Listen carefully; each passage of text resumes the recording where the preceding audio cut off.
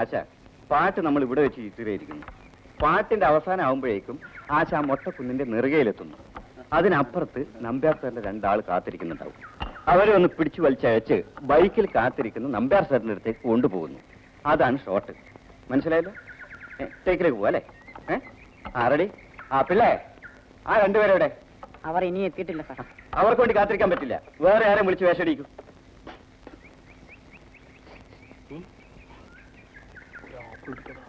നമസ്കാരം സാർ. ഒന്ന് രക്ഷിക്കണം സാർ. സാറന്മാർ 2 പേരും വന്നത് മേക്കപ്പ് ചെയ്യണം. നല്ല റോളാണോ? അത് നല്ല റോളാണ് സാർ. 4 ആള് കണ്ടാ ഞങ്ങളെ മനസ്സിലാക്കണം. റണ്ണിങ് റോളാണ് സാർ. ഇവിടെ ഓടാനൊന്നും പറ്റില്ല. അയ്യോ, പടത്തിൽ ആദ്യ അവസാനം ഉണ്ട്. പറഞ്ഞു സാർ. അമ്മയോടൊന്ന് ചോദിക്കണം. അമ്മയോ? അപ്പൊ ആശാമേടെ ഞാൻ പറഞ്ഞ് ശരിപ്പെടുത്തിക്കൊള്ളാം. അതെ സാർ, സമയമായി സാർ. പറഞ്ഞു സാർ. ആയാ 2 ജ്യൂസ് വേണം. ഷൂട്ടിംഗ് കഴിഞ്ഞ് ഉടനെ തിരിച്ചു വരും. Come on quick. ആശ റെഡിയല്ലേ? സാർ, ഇവർ 2 പേരും മതിയല്ലോ. ഇവരാണോ? അതെ സാർ. മതി. 2 പേർക്ക് ഓരോ മീശ ഒട്ടിക്കാൻ പറയും. ശരി സാർ. കൊണ്ടുപോ.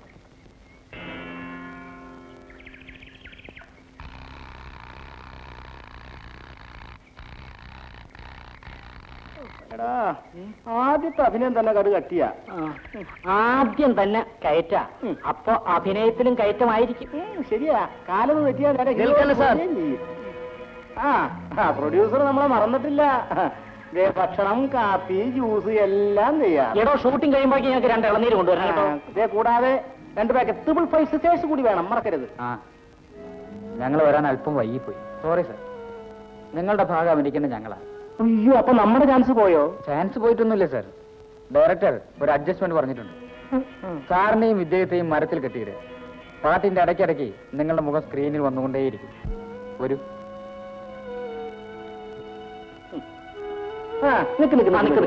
ഒരു കാര്യം ചെയ്യാം, ഞങ്ങൾ ഓടി വരാം, നിങ്ങൾ ഇവിടെ കെട്ടിയിടാം. അയ്യോ, അത് പറ്റില്ല. കെട്ടിയിട്ടവർക്ക് കൂടുതൽ അഭിനയിക്കാൻ പറ്റും. ഞങ്ങൾക്ക് അഭിനയിക്കാൻ അറിയില്ല. അത് ഈ മോന്ത കണ്ട് അറിഞ്ഞൂടെ? അതല്ലടാ ആത്മാ, ഡയറക്ടർ സാറ് നമ്മളിവിടെ കെട്ടിയിടാൻ പറഞ്ഞത്. പിന്നെ കെട്ടിക്കോ കെട്ടിക്കോ, ഞങ്ങൾ അഭിനയിക്കാം. കെട്ടിക്കോ കെട്ടിക്കോ. എടുക്കാം. ആ ഫേസിലിടൂ.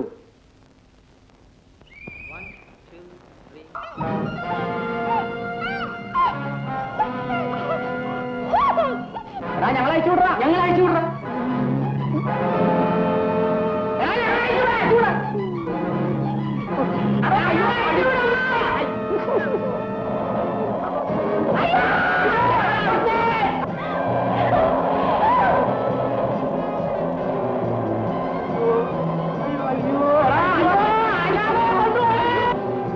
സാർ, ആശാമെ വേറെ ആരോ 2 പേര് ജീപ്പിൽ കൊണ്ടുപോകും സാർ.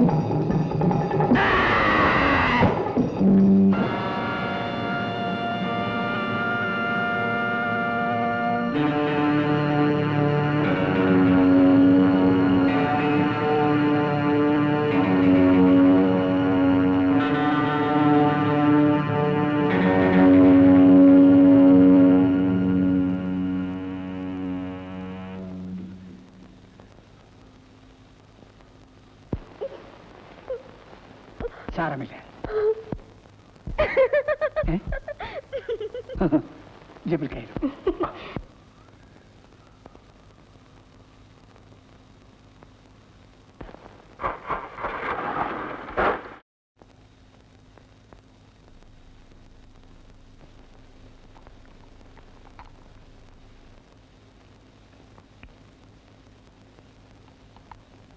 ഇങ്ങനെ വിഷമിച്ചിരുന്നിട്ട് എന്താ കാര്യമാശി?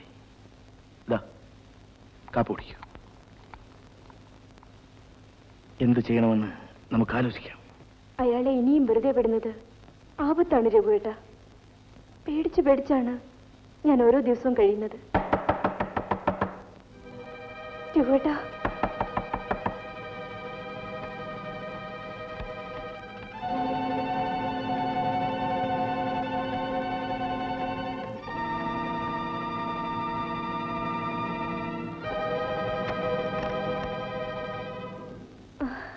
Good evening doctor. Good evening.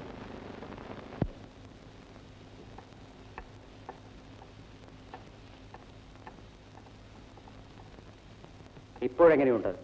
പഴയതുപോലെ തന്നെ. Let us see.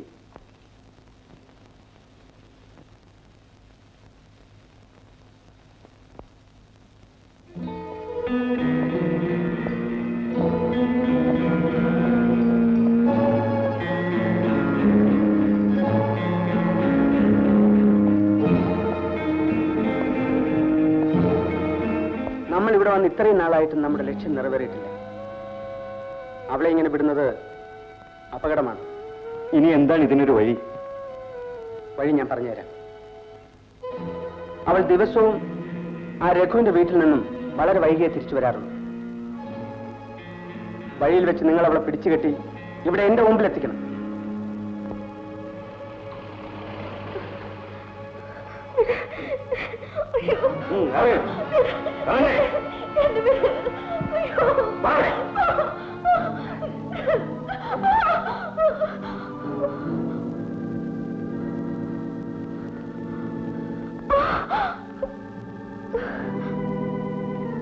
അവസാനം നീ വന്നു അല്ലേ?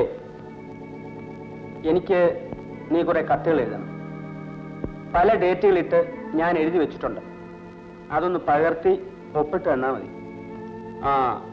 എല്ലാത്തിലും സ്വന്തം സുമതി ബ്രാക്കറ്റിൽ ആശ എന്നെഴുതാൻ മറക്കണ്ട. സാധ്യമല്ല. പഴയ സംഭവം റോബർട്ട് പറഞ്ഞു തന്നിട്ടുണ്ടല്ലോ.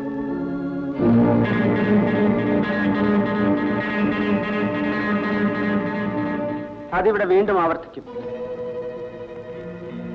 എഴുതൂ.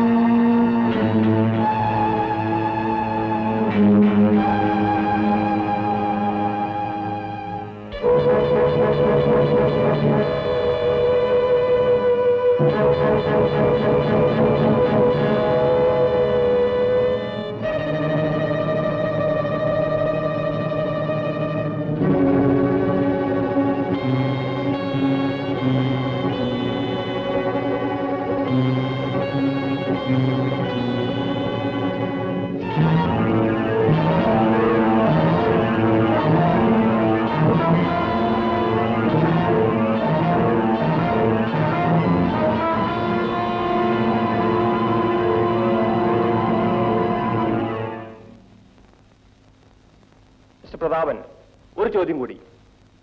ഇനി എന്നോടൊന്നും ചോദിക്കരുത് പ്ലീസ്. എക്സ്ക്യൂസ് മീ, മുറപ്പെണ്ണ ആശയെ നിങ്ങൾ വിവാഹം കഴിച്ചു എന്ന് പറഞ്ഞല്ലോ.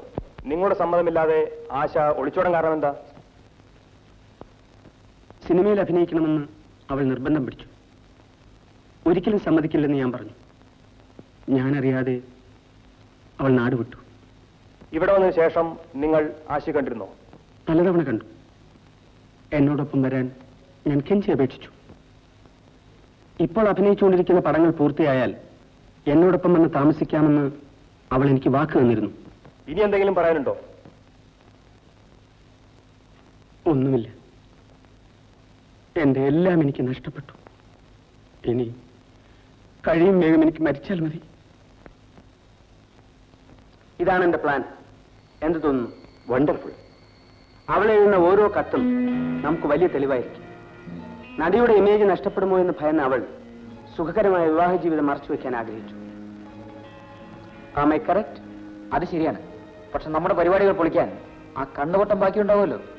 അതിന് ഞാൻ വഴി കണ്ടിട്ടുണ്ട്. മോഹഭംഗം എന്ന അവൻ ഇന്ന് രാത്രി വിഷം കഴിച്ച് ആത്മഹത്യ ചെയ്യുന്നു. ആ ദുഃഖത്തിൽ അടുത്ത രാത്രി അവളും കെട്ടിത്തൂങ്ങി മരിക്കുന്നു. എന്താ പോരെ? എങ്ങനെയായാലും വേണ്ടില്ല. ഇത്രയും കാലം ബുദ്ധിമുട്ടിയതിന് തക്ക പ്രതിഫലം കിട്ടണം. അക്കാര്യം ഞാൻ ഏറ്റു.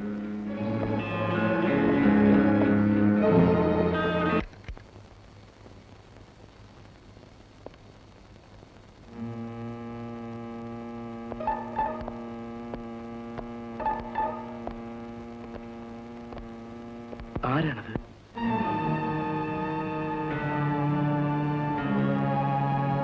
നിന്റെ കുറച്ച് കൂട്ടുകാർ.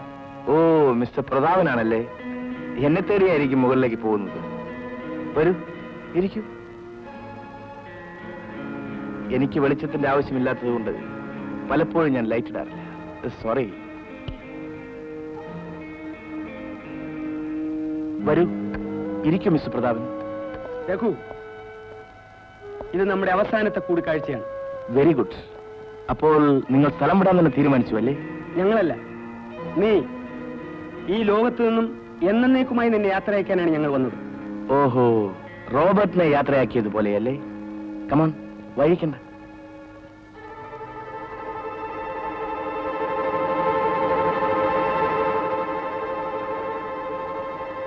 വിഷമാണോ? അതെ, നിനക്ക് കഴിക്കാൻ.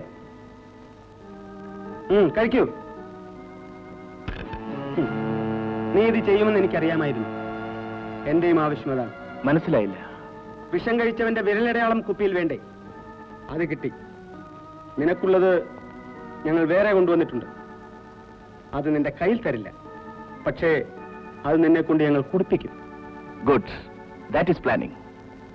Congratulations mister Prathapan. നീ മരിക്കുന്നതിന് മുമ്പ് മറ്റൊന്നുകൂടി ഞങ്ങൾക്ക് ആവശ്യമുണ്ട്. ആശയ്ക്ക് നീ എഴുതുന്ന ഒരു കത്ത്.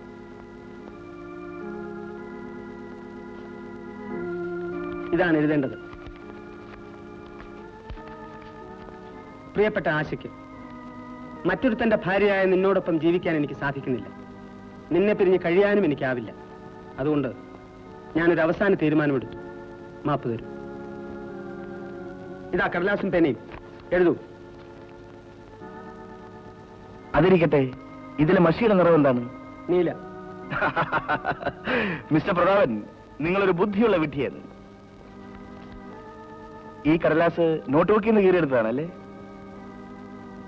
എന്റെ മരണം ആത്മഹത്യയാവില്ല. എന്തുകൊണ്ട്? ആശയ്ക്ക് ഞാൻ എഴുതിയിട്ടുള്ള കത്തുകളെല്ലാം എന്റെ ലെറ്റർ പാഡിലാണ്. കൂടാതെ പച്ചമഷിയിലെ ഞാൻ എപ്പോഴും എഴുതാറുണ്ട്. മിസ്റ്റർ പ്രതാപൻ, നിങ്ങൾ കുറെ കൂടി പഠിക്കേണ്ടിയിരിക്കും. പറഞ്ഞത് നന്നായി. ബുദ്ധിയുള്ള വിഡ്ഢി ആരാണെന്ന് ഇപ്പൊ മനസ്സിലായില്ലേ? എവിടെ നിന്റെ ലെറ്റർ പാഡും പേനയും? അയ്യോ, അത് ഞാൻ എങ്ങനെ പറയാനാ? ഏതായാലും മരിക്കണം. അത് നിങ്ങളെ തല്ല് പേടിച്ചിട്ടാകണ്ടല്ലോ. ലെറ്റർ പാഡും പേനയും ആ മുറിയിൽ മേശവലിപ്പിലുണ്ട്. ഭാസ്കരൻ, പാഡും പേനയും എടുത്തുകൊണ്ട് വരൂ.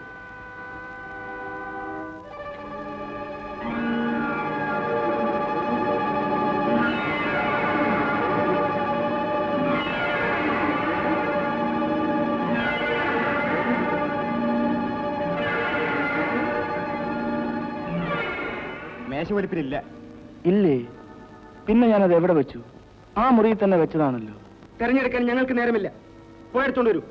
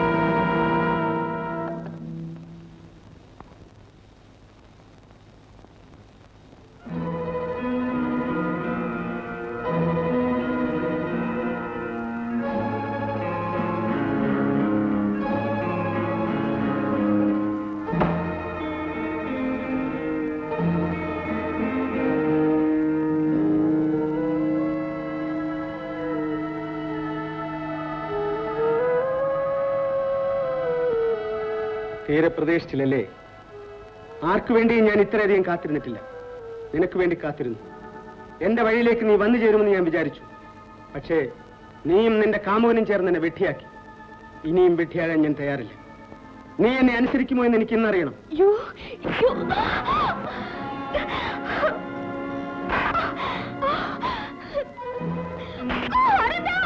ബഹളം ഉണ്ടാക്കരുത്. നിന്റെ ജോലിക്കാരെ വിളിക്കാനാണ് ഉദ്ദേശമെങ്കിൽ അത് ഉപേക്ഷിക്കാണ് നല്ലത്.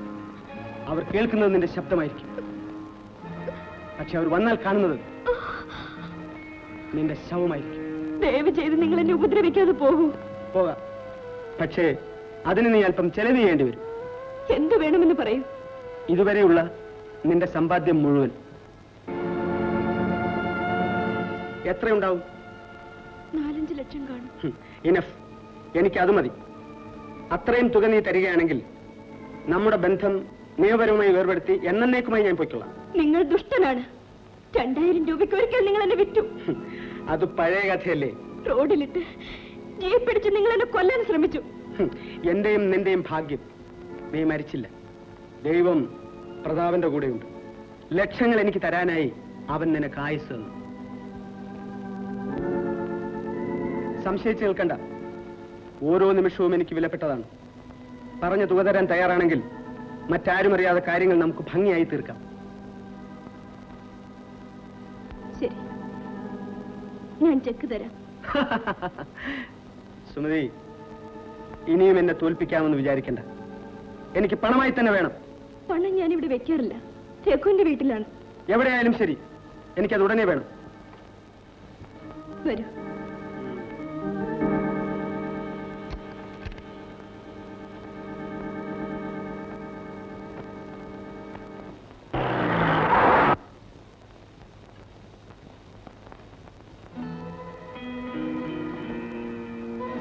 നിങ്ങൾ ഇവിടെ നിൽക്ക്. ഞാൻ വരുന്നത് വരെ അകത്തേക്ക് ആരെയും വിടരുത്. ഓക്കെ.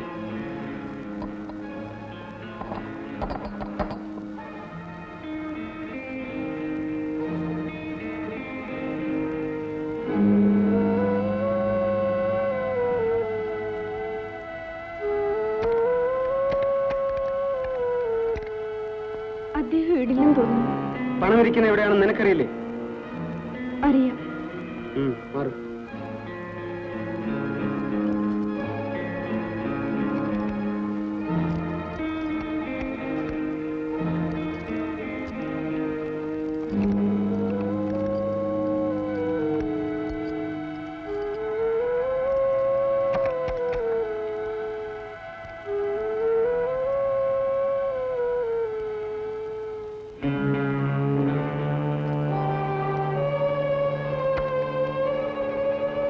എവിടെയാണ് ഇരിക്കുന്നത്?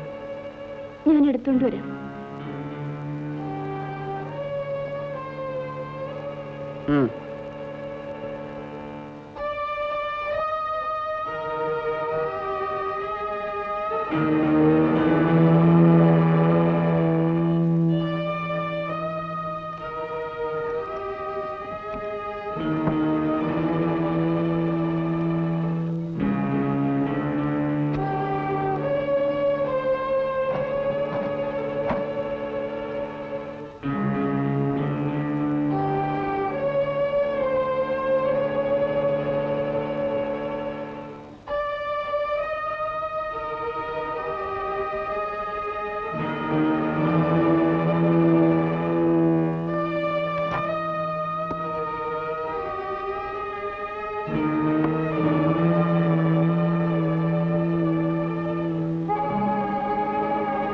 മുഴുവനുണ്ടല്ലോ. ഉണ്ട്. എനിക്ക് നിന്നെ വിശ്വാസം പോരാ. ഒന്ന് എന്നെ നോക്കട്ടെ.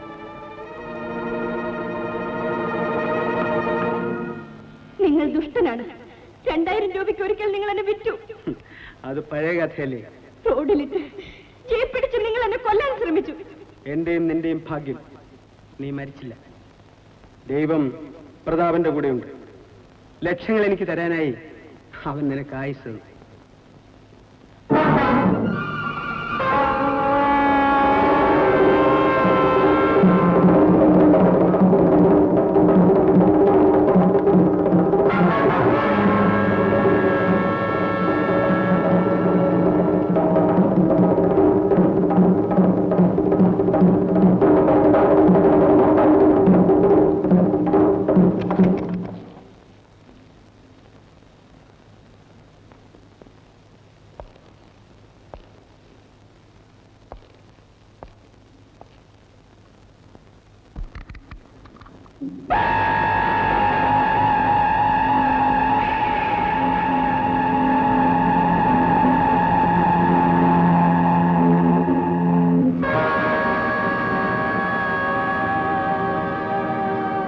അനങ്ങിപ്പോകരുത്. ഭാര്യയിൽ നിന്നും പണം വാങ്ങാനല്ലേ വന്നത്? മടിച്ചു നിൽക്കണ്ട, വാങ്ങിച്ചോളൂ. നിങ്ങൾ താലി കെട്ടിയ നിങ്ങളുടെ ഭാര്യയാണിത്, സുമതി, എന്റെ ചേച്ചി. നിന്നെ വിശ്വസിച്ച എന്റെ ചേച്ചിയെ ഈ നിലയിലാക്കിയത് നീയാണ്. ഇതാ ചേച്ചിയുടെ ജീവിതം നശിപ്പിച്ചവൻ, ചേച്ചി ഈ നിലയിലാക്കിയവൻ. എഴുന്നേക്കൂ, കഴുത്ത് ഞെരിച്ച് ഞെരിച്ചവനെ കൊല്ലൂ. ഇവളെ എനിക്കറിയില്ല. അറിയില്ലെന്നോ? നിന്നെ ഞാൻ എന്തേ കൊല്ലുമായിരുന്നു. ഇത്രയും നാൾ ജീവിക്കാൻ വിട്ടത് എന്റെ ചേച്ചിക്ക് വേണ്ടിയായിരുന്നു. ഡോക്ടർ പറഞ്ഞു, നിന്നെ വീണ്ടും കണ്ടാൽ ഒരു പക്ഷേ നഷ്ടപ്പെട്ടു പോയവരുടെ ഓർമ്മ തിരിച്ചു കിട്ടിയേക്കുമെന്ന്. ചേച്ചി, ചേച്ചിക്ക് ഓർമ്മയില്ലേ? നല്ലവനെന്ന് നടിച്ച് ചേച്ചിയെ വിവാഹം കഴിച്ച് വിലക്ക് വിറ്റവനാണിവൻ. ചേച്ചി ജീപ്പ് പിടിച്ച് കൊല്ലാൻ ശ്രമിച്ചവനാണിവൻ. ചേച്ചി, ചേച്ചിക്ക് ഓർമ്മയില്ലേ? എഴുന്നേക്കൂ, ഇവനെ കൊല്ലൂ. എഴുന്നേക്കൂ, ചേച്ചിക്ക് ഓർമ്മയില്ലേ?